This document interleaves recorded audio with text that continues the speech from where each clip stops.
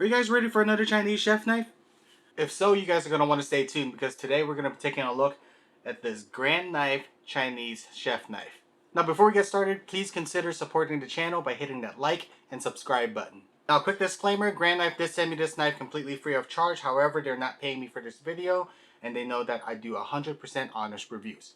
And as always, this is a first impression video. We'll come back here in 6 months to see how this baby holds up. And if you have not seen my What is a Chinese Chef Knife video, it covers a lot of basic knowledge about Chinese chef knives, and you can check it out right here.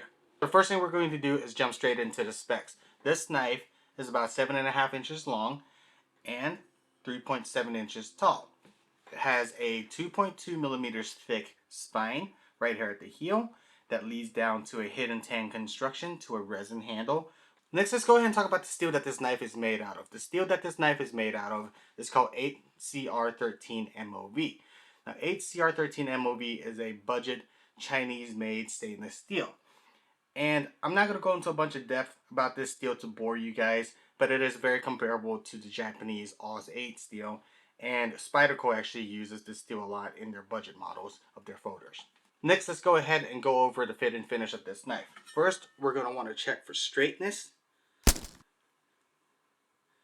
Knife looks nice and straight. Okay, so the knife is nice and straight.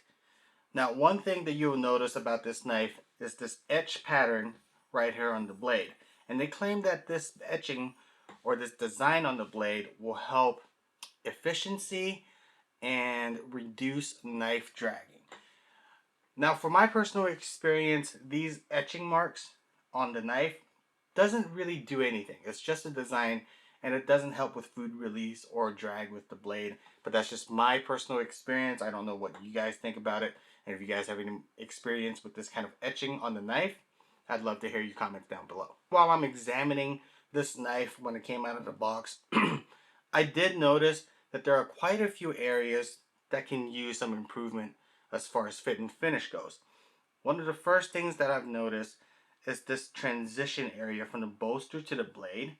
It's not very even on both sides, and one of the parts looks like it's not ground to where it's supposed to be as smooth or straight. Like it's smooth to the hands, but it's just not ground straight. So it's uneven on both sides. And you can see the same issue down here, where it's the choil area, where the bolster meets the choil. You have that same issue, and there are also still some grind marks left. And what this kind of tells me is that this is likely a welded construction instead of a one-piece forged knife construction where they have the blade forged out and then they weld the handles to the blade itself. Another thing that you'll notice, which is typical with most Chinese chef knives, is that the spine is not crowned and the choil is not rounded. So it's kind of rough on your hands a little bit, which, as mentioned in my previous video, it is a very easy fix and I can show you right here in this video. It is a very, very easy process to do. That is this knife handle. So this knife handle kind of shocked me when I first unboxed it, because when I looked at the pictures on Amazon in comparison to what physically came, looks a little different. Because on the pictures on Amazon, it looks almost like a very pearl white finish with a bit of like a matte finish on it. But what actually came is this shiny off-white resin handle. So maybe it's because I viewed the pictures a little differently in comparison to other people that I had a different expectation. Maybe other people don't have this issue, but for me, it was quite a shocker. And if for other people that have the same issue, this could be a deal breaker and people will probably return the knife because the pictures, I feel, didn't fairly represent the knife. And even for myself, if I ordered this knife, even if it's a $35 knife and it's not what I saw in the pictures, I probably would have returned it. So that's one thing you guys want to keep in mind before ordering this knife, is that the handle that you see in the pictures are a little different compared to the handle that you're probably going to get in the mail. Now, let's go ahead and talk about the fit and finish of the actual handle. So the fit and finish of the handle definitely leaves quite a bit to desire.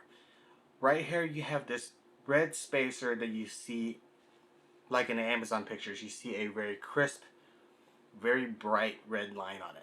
But what you get is this semi-dirty looking red spacer around.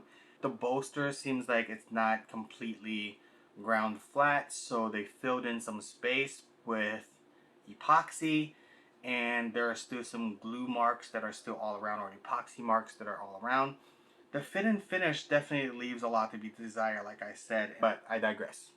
Next, let's go ahead and talk about the grind and the profile of the knife before we move on to the cut test. So the profile of the knife is very flat and very traditional Chinese, and I like that a lot because I am not a huge fan of the more hybrid or fusion option of the Chinese cleaver that has more of a belly. I definitely like the more traditional, very flat profile. And the next thing we'll talk about is the grind.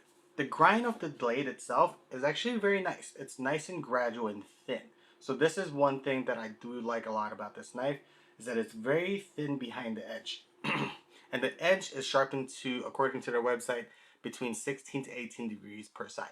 And with the knife being so thin behind the edge itself, I don't expect this knife to have much wedging when cutting through your ingredients. But I guess the only way to find out is to actually cut some stuff. So let's get cutting.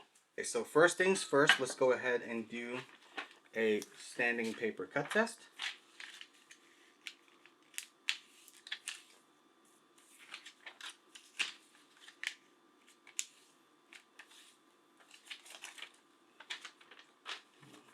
I don't think that should be an issue. As you guys can see, nothing keeping it up.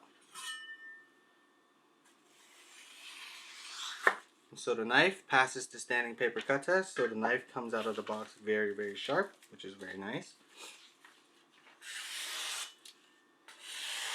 Very little drag through it. Very smooth. So as you can see, knife came very, very sharp. So the next thing we're going to want to do is the tomato cut test. I know some of you guys don't like this test, but I like it. I think it's a fun test to do. So let's go ahead and do it.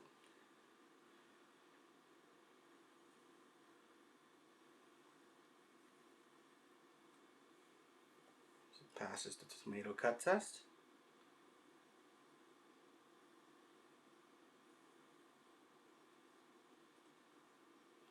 As you can see, it is very paper thin. Next, we have the carrot test, which is one of my favorite tests to use because it tells you a lot about whether or not a knife is going to wedge, because, or if the knife is too thick behind the edge, because any knife that is too thick behind the edge will almost instantly crack through the carrot and not actually slice clean through it. And so far, so good. Not feeling any wedging so far, which is still fairly thin. But as you guys can see, the etching mark didn't help any food release or help any sort of reduced drag that I can feel. Yeah, I mean, to me it feels the same.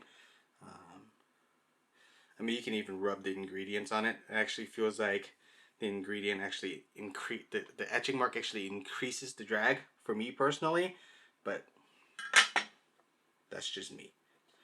I think that if they just play it as, hey, this is a design on a knife, I take that over something that almost seems a bit gimmicky, because I feel like all those etching marks and releasing food release stuff is just kind of bullshit sometimes. So the only true food release that I have seen is an S grind or a S grind in the knife, which does help with food release. Okay, so this concludes our cut test, and as you guys can see, the knife cuts fine.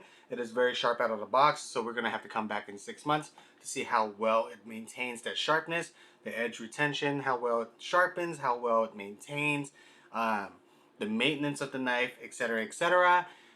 So the knife cuts well, but the fit and finish, unfortunately, leaves a lot to be desired for this Grandknife Chinese Chef Knife. So this wraps up our video for the Grandknife Chinese Chef Knife, and I hope you guys like the video. If you guys do like the video, please hit that like and subscribe button. It will mean the world to me. It'll help me support all of this madness, and I will see you guys next week. Bye.